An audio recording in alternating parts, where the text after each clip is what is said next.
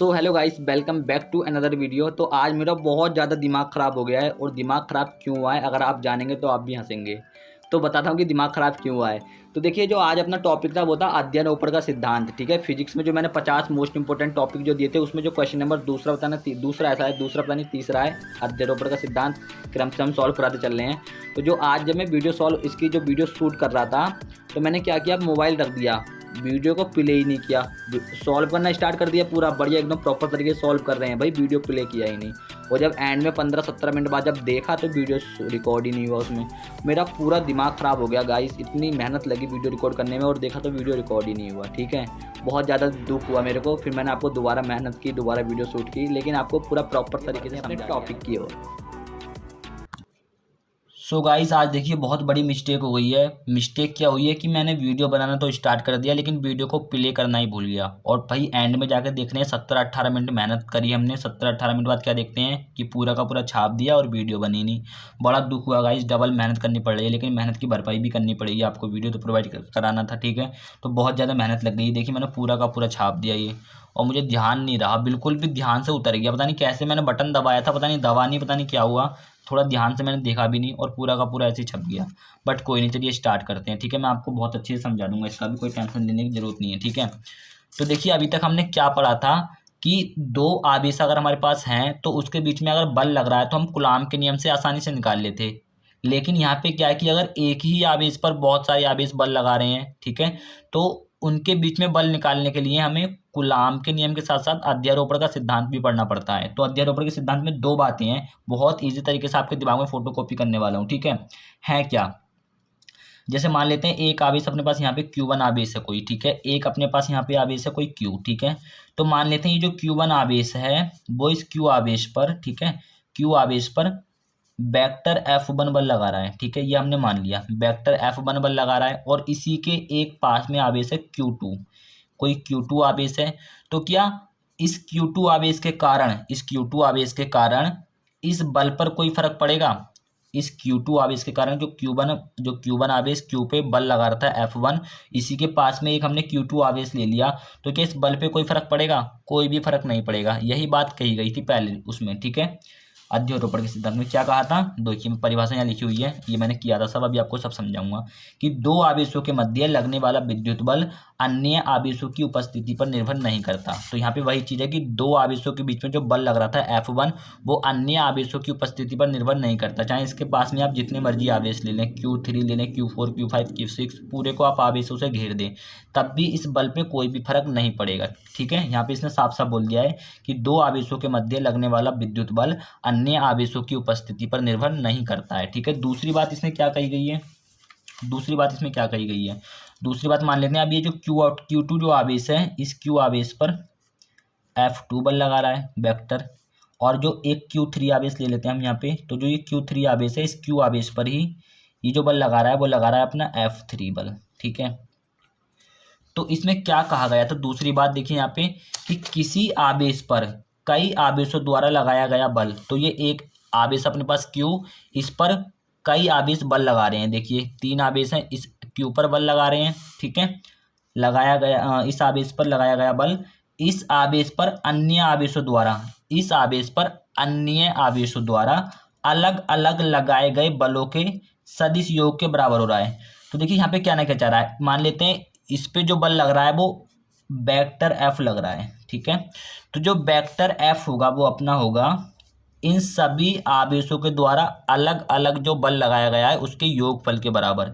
अलग अलग बल के लगाया गया है, इसके द्वारा लगाया गया F1, ठीक है, प्लस इसके द्वारा लगाया गया F2, प्लस इसके द्वारा लगाया गया F3। ठीक है, तो जो इस Q आवेश पर अलग अलग आवेशों द्वारा जो बल लगाया गया है उसके योगफल के बराबर होता है इस पर लगाया गया कुल बल। ठीक है, तो यहाँ पे वही बोला है कि किसी आवेश पर कई आवेशों द्वारा लगाया गया बल, तो इस आवेश पर कई आवेशों द्वारा बल लगाया जा रहा है, तो लगाया गया बल इस आवेश पर अन्य आवेशों द्वारा, इसी आवेश पर अन्य आवेशों द्वारा अलग अलग लगाए गए बलों के, अलग अलग लगाए गए बलों के, अब देखिए अलग अलग बल लगाया जा रहा है, अलग अलग लगाए बलों के सदिश योगफल के, सदिश योगफल के बराबर होता है। क्लियर हुई ये चीज?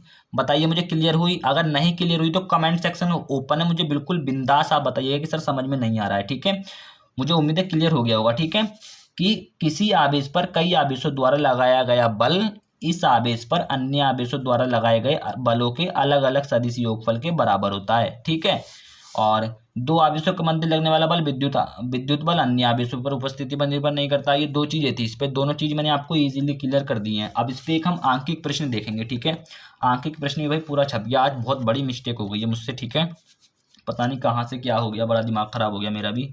डबल बहुत मेहनत लगती है, तो एक तो एजुकेशनल वीडियो शूट करने में, आपको पता ही होगा। ठीक है, तो इसमें क्या बोला है कि एक समबाहु त्रिभुज है। तो देखिए मैंने एक समबाहु त्रिभुज ले लिया। ठीक है, जिसकी भुजा 1 सेंटीमीटर थी, तो मैंने 1 सेंटीमीटर भुजा का एक समबाहु त्रिभुज खींच लिया। अब आपको ये पता होगा कि समबाहु त्रिभुज की तीनों भुजाएं बराबर होती हैं, तो ये 1 सेंटीमीटर थी, ये भी 1 सेंटीमीटर होगी, ये भी 1 सेंटीमीटर होगी। ठीक है, जिसके शीर्षों पर समान आवेश स्थित है। अब देखिए इसके 3 शीर्ष थे, शीर्ष मतलब कोने, तो एक कोना ये था, एक कोना ये था, एक कोना ये था।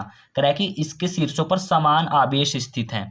तो आप कोई भी आवेश, कितना भी आवेश ले लीजिए, लेकिन आपको समान आवेश लेना पड़ेगा। मैंने यहाँ पे देखिए 2 माइक्रोकुलाम लिया, तो यहाँ पे भी 2 माइक्रोकुलाम होगा, यहाँ पे भी 2 माइक्रोकुलाम होगा। इस वाले आवेश को Q1 मान लिया, इस वाले आवेश को Q2 मान लिया, इस वाले आवेश को Q3 मान लिया। मुझे पता है कि आपको समझ में आ रहा होगा। ठीक है, अन्य दोनों आवेशों द्वारा लगाया गया कुल बल, विद्युत बल ज्ञात कीजिए। किसी एक आवेश पर अन्य दोनों आवेशों द्वारा लगाया गया कुल विद्युत बल ज्ञात कीजिए। तो आप कोई भी एक आवेश ले लीजिए। ठीक है, मैंने ये वाला आवेश ले लिया, तो इस वाले आवेश पर इन दोनों आवेशों द्वारा कुल कितना बल लगाया जा रहा है ये आपको निकालना है। आप ये वाला भी ले सकते हैं, तो आप इन दोनों के लिए निकालेंगे, और आप ये वाला लेंगे तो आप इन दोनों के लिए निकालेंगे। ठीक है, तो मैंने मान लिया कि ये जो Q2 आवेश है वो इस Q1 पे F1 बल लगा रहा है। ठीक है, और जो ये Q3 आवेश है वो इस F1 पर F2 बल लगा रहा है। ठीक है, ये मैंने मान लिया। ठीक है, और जो इस पर कुल बल लग रहा है इस वाले आवेश पर, वो मैंने मान लिया वेक्टर एफ है। ठीक है, वेक्टर एफ है। अब देखिए अभी हमने अध्यारोपण का सिद्धांत पढ़ा था, तो उसमें क्या कहा गया था कि किसी आवेश पर कई आवेशों द्वारा लगाया गया बल इस आवेश पर अन्य आवेशों द्वारा अलग अलग लगाए गए बलों के सदिश के योगफल के बराबर होता है। तो यहाँ पे वही है कि इस आवेश का जो बल है वो कुल बल जो है एफ है, अन्य जो आवेश लगा रहे हैं वो क्या बल लगा रहे हैं F1 और F2, तो इनके सदिश योगफल के बराबर ही तो है, अलग अलग आवेशों द्वारा लगाए गए सदिश योगफल के बराबर ही तो था। ये था अपने पास अध्यारोपण का सिद्धांत। अब देखिए आपने 12th में जो होगा, आपने 11th में परिणामी पढ़ा होगा, किसी भी चीज़ का परिणामी कैसे निकालते हैं। ठीक है, तो परिणामी को हम R से दिखाते हैं, ये आपको पता होगा। ठीक है, परिणामी को हम R से दिखाते हैं, तो R इज इक्वल टू अपने पास वहाँ पे होता था A² + B² is equal plus 2AB cos theta under root में। ये आपको पता होगा, नहीं पता तो यहाँ पे जान लीजिए। ठीक है, ये एक फॉर्मूला टाइप का होता है, ये आपको याद कर लेना है। अब यहाँ पे A और B क्या है, यहाँ पे A और B है F1 और F2, और R क्या लेना पड़ेगा आपको, F लेना पड़ेगा। ठीक है, R की जगह पे F आ जाएगा, A की जगह पे F1 आ जाएगा, और B की जगह पे F2 आ जाएगा, प्लस 2AB की जगह पे F1 F2 cos थीटा। इतना क्लियर है? क्लियर है ना इतना? अब आते हैं हम अपने टॉपिक पर। कूलाम के नियम से आवेश Q1 तथा Q2 के बीच बल। तो देखिए कूलाम के नियम से हम Q1 और Q2 के बीच बल निकाल रहे हैं। ठीक है, Q1 और Q2 के बीच, मैंने बोला था ना कि कूलाम के नियम के साथ साथ हमें अध्यारोपण के सिद्धांत की भी आवश्यकता पड़ेगी। तो यहाँ पे कूलाम का नियम भी लगा रहे हैं और अध्यारोपण का सिद्धांत ऊपर लगा दिया। ठीक है, बहुत सारे आवेश एक ही आवेश से बल लगा रहे हैं तब।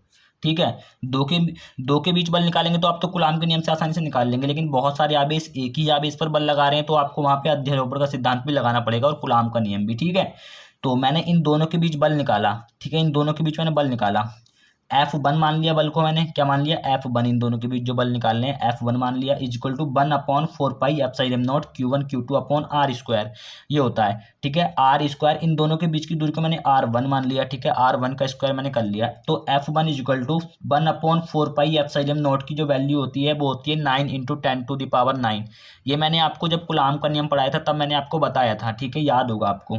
और जो Q1 की वैल्यू है, Q1 की देखिए 2 माइक्रोकुलाम दिख रही है यहाँ पे आपको। ठीक है, और जो Q2 की वैल्यू है वो अपनों को दिख रही है 2 माइक्रोकुलाम, सेम आवेश थे बिल्कुल। ठीक है, R1 की जगह पे क्या आ जाएगा 1, दोनों के बीच की जो दूरी है यहाँ से यहाँ तक की वो 1 सेंटीमीटर थी, 1 सेंटीमीटर का स्क्वायर। ठीक है, अब क्या है भाई, इस माइक्रो कुलाम को अगर कुलाम में बदलोगे तो 10⁻⁻6 आ जाती है घात, आपको पता होगा। माइक्रो कुलाम को अगर कुलाम में बदलते हैं तो 10⁻⁻6 घात आ जाती है, पता है आपको। मैंने जो पुरानी वीडियो बनाई थी 2022 के लिए जो बनाई थी इंपॉर्टेंट, उसमें मैंने आपको बताया था, ठीक है। नहीं पता लग रहा तो मुझे कमेंट में बता देना, ठीक है। आपको पता ही होगा इतना तो मुझे उम्मीद है। नहीं आ रहा है तो बता देना, ठीक है। बताना बिल्कुल ही, ऐसा नहीं कि नहीं बता रहे हैं, बताना जरूर। नहीं आ रहा तो ये ठीक है, अलग से वीडियो बना देंगे एक नियतांकों की, ठीक है। इतना क्लियर है। इतना अपना ये माइक्रो कुलाम की जगह पे 10⁻⁻6, माइक्रो कुलाम की जगह पे 10⁻⁻6। इस एक की जगह पे ये 10⁻⁻2 कहाँ से आ गया, ठीक है। ये यहाँ से आया क्योंकि यहाँ पे देखिए 1 मीटर में 100 सेंटीमीटर होते हैं। 1 मीटर में 100 सेंटीमीटर होते हैं। इस 100 को क्या लिख सकता हूँ मैं, 10 का स्क्वायर। बट 10 का स्क्वायर तो लिख सकता हूँ, लेकिन यहाँ पे 1 मीटर में सेंटीमीटर की बात हो रही है। यहाँ पे वैल्यू जो दे रखी थी वो ऑलरेडी सेंटीमीटर में थी, तो हमें लेना पड़ेगा 10⁻⁻2, माइनस में लेनी पड़ेगी वैल्यू, ठीक है। क्योंकि 1 मीटर में 100 सेंटीमीटर होता है, ना कि 1 सेंटीमीटर में 100 मीटर, ठीक है। तो 10 की पावर मुझे माइनस में लेनी पड़ेगी, ठीक है। तो सिंपल मैं 1 मीटर को लिख सकता हूँ 10⁻⁻2, ठीक है। तो यहाँ पे लिख दिया मैंने 1 सेंटीमीटर को, ठीक है, 10⁻⁻2 मीटर, ठीक है। तो यहाँ पे हो जाएगा अपने पास 10⁻⁻2। अगर ये देखिए समझ में नहीं आ रहा तो मुझे बताइएगा जरूर, क्योंकि इसका फंडा होता है मीटर सेंटीमीटर, ये सब फंडा होता है इसका, ठीक है। मैं अलग से वीडियो लेके आऊँगा एक, ये चीज़ तो आपको मुझे पता लग रहा है, पता होनी चाहिए, कोई भी पूछ लेता है, ठीक है। ये चीज़ ही पूछते हैं मोस्टली मैथ वाले बच्चों से, अगर बेइज्जती करनी होती है मैथ वाले बच्चों की तो यही चीज़ ज़्यादा पूछते हैं। क्योंकि मैथ वाले जो बच्चे होते हैं बड़ी बड़ी चीज़ें तो पढ़ लेते हैं, लेकिन छोटी छोटी चीज़ें भूल जाते हैं। तो मुझे बता दीजिएगा, इसमें मैं एक प्रॉपर वीडियो लेके आऊँगा, ठीक है। तो 10 की पावर यहाँ पे 1 का स्क्वायर था, 1 को लिख दिया 10⁻⁻2, इसका होल स्क्वायर था, ठीक है। उसके बाद क्या करना है, F1 = 9 दूनी 18 और 18 दूनी 36, 36 आ गया। 10 की पावर 9 और यहाँ पे 10⁻⁻6, 10⁻⁻6 दोनों जुड़ गए 10⁻⁻12। और यहाँ पे क्या हो जाएगा 10⁻⁻2, इसकी गुणा इससे हो जाएगी तो 10⁻⁻4, और ये 10⁻⁻4 जब ऊपर जाएगी तो प्लस की हो जाएगी 10⁻4, ठीक है। उसके बाद यहाँ पे क्या हो जाएगा, यहाँ पे अपना ये हो जाएगा F1 = 36 इंटू 10 की पावर 9 और 10 की पावर -12, और ये दोनों देखिए, ये दोनों तो जुड़ जाएंगे 10 की पावर 9 और 10 की पावर 4 दोनों जुड़ जाएंगे 10 की पावर 13 हो जाएगा।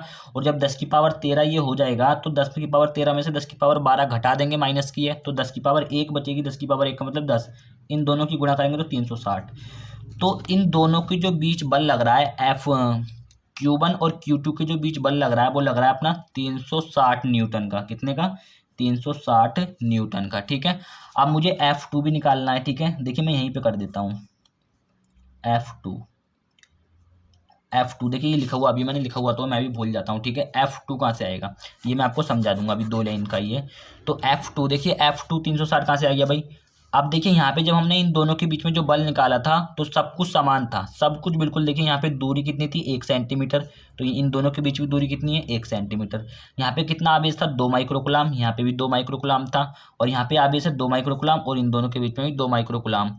सब कुछ इनके बीच में सेम था, इनके बीच में सब कुछ सेम है ना, तो अपने पास 360 न्यूटन का बल आया, ठीक है, 360 न्यूटन का। अब वही चीज़ इन दोनों के बीच में है, तो दोबारा जरूरी करना है, दोबारा सॉल्व करोगे तब भी 360 न्यूटन का आएगा, और डायरेक्ट लिख दोगे तब भी 360 न्यूटन का आएगा, ठीक है। इतना क्लियर है। अब जो ये दोनों वैल्यू हैं वो यहाँ पे आपको रखना पड़ेगा, और जब आप यहाँ पे रख देंगे तो आपका परिणामी बल आपका निकल जाएगा, ठीक है। मैं आपको करवाता हूँ अभी। तो देखिए यहाँ पे तो जगह बची नहीं है, तो मैं इस वाली चीज़ को एक पेज में लिख लेता हूँ, फिर उसमें सॉल्व करके दिखाते हैं, ठीक है। तो देखिए वो वाली समीकरण मैंने यहाँ पे लिख ली है, ये चीज़ इसमें वैल्यू पुट कर देनी है आपको अब। तो यहाँ पे हो जाएगा F कितना है, F1 देखिए यहाँ पे लिखा हुआ है, ये देखिए 360 का स्क्वायर हो जाएगा, ठीक है।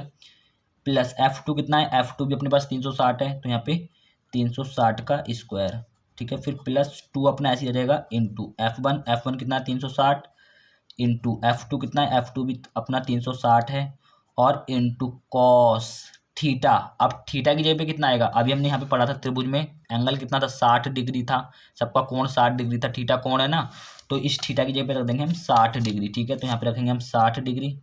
अब कॉस 60 की वैल्यू कितनी होती है, 1/2, आपने पढ़ा होगा 10th में त्रिकोणमिति में। तो यहाँ पे जाएगा F = अब देखिए यहाँ पे कितना आ जाएगा, यहाँ पे 360 360 360 3 बार हो गया, ठीक है। तो यहाँ पे कर देंगे cos 60 की, पहले cos 60 की वैल्यू पुट कर दीजिए, सिंपल आप इन दोनों को जोड़ दीजिए, 360 का स्क्वायर 360 का स्क्वायर 2 बार है तो 2 360 का स्क्वायर मान लीजिए यहाँ पे एक एक्स ये है, एक एक्स ये, दोनों को जोड़ेंगे तो 2x, ऐसी 360 का स्क्वायर, 360 का स्क्वायर तो 2 360 का स्क्वायर हो जाएगा, ठीक है। फिर प्लस 2 इंटू 360, यहाँ भी 360 का स्क्वायर हो जाएगा, ठीक है। और इंटू कॉस 60 की वैल्यू कितनी होती है, 1/2 होती है कॉस 60 की वैल्यू, इस 2 से ये 2 कैंसिल हो जाएगा अपना, इसकी गुणा करेंगे तो यही आ जाएगा। तो यहाँ पे हो जाएगा f = अंडर रूट। अब देखिए 2 360 का 2x, आप मान लीजिए ये x है, यहाँ पे ये x है और ये भी अपना x है, तो 2x प्लस 1x कितना हो गया 3x, यानी कि 3 इंटू 360 का स्क्वायर है, ठीक है। अब 360 का स्क्वायर है तो स्क्वायर से रूट हट जाता है, आपको पता होगा, तो यहाँ बचेगा f = अंडर रूट 3 इंटू यहाँ पे कितना बचेगा 360, ठीक है 360। आप देखिए अब यहाँ तक तो मैं आप पे छोड़ सकता हूँ, ठीक है। आपको भी तो देखें कितनी नॉलेज है, इसकी वैल्यू आपको देख लेनी है, कितनी होती है इसकी वैल्यू, पता है इसकी वैल्यू मुझे आप सब लोग कमेंट में बताइए। √3 की वैल्यू कितनी होती है, ठीक है, ये आपको मुझे कमेंट में बताना है। और √3 की वैल्यू जब आपको मिल जाए तो यहाँ पे रखे इन दोनों की मल्टीप्लाई कर देनी है। गुणा तो आपकी होती 12th क्लास में आप पढ़ रहे हैं, गुणा तो आपको आती होगी दशमलव की, या वो भी नहीं आता होगा मुझे उम्मीद है, ठीक है। तो √3 की वैल्यू पहले आपको देखनी है, कहीं से भी देखिए आप, मुझे कमेंट सेक्शन में चाहिए √3 की वैल्यू कितनी होती है, और उसके बाद इन दोनों की गुणा करने के बाद मुझे मान भी बताना। इसकी वैल्यू √3 की वैल्यू यहाँ पे रख देना और इन दोनों की गुणा करके इन दोनों का मान मुझे कमेंट में बताना, ठीक है। कितने न्यूटन का बल आपका यहाँ पे आया, ठीक है, न्यूटन होता है बल का मतलब।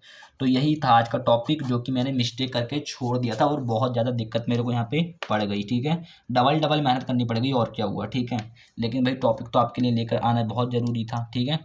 तो बाकी इसका PDF मैं आपको डिस्क्रिप्शन बॉक्स टेलीग्राम ग्रुप में दे दूंगा, टेलीग्राम ग्रुप का लिंक जो डिस्क्रिप्शन बॉक्स में दिया हुआ है, तुरंत जाके ज्वाइन कर लीजिए, ठीक है। और ज़्यादा से ज़्यादा शेयर कीजिए, वीडियो को ज़्यादा से ज़्यादा शेयर कीजिए अपने दोस्तों तक, और टेलीग्राम ग्रुप को भी ज़्यादा से ज़्यादा शेयर कीजिए ताकि बहुत बच्चे उसमें जुड़ जाएं और सबकी हेल्प हो सके, ठीक है।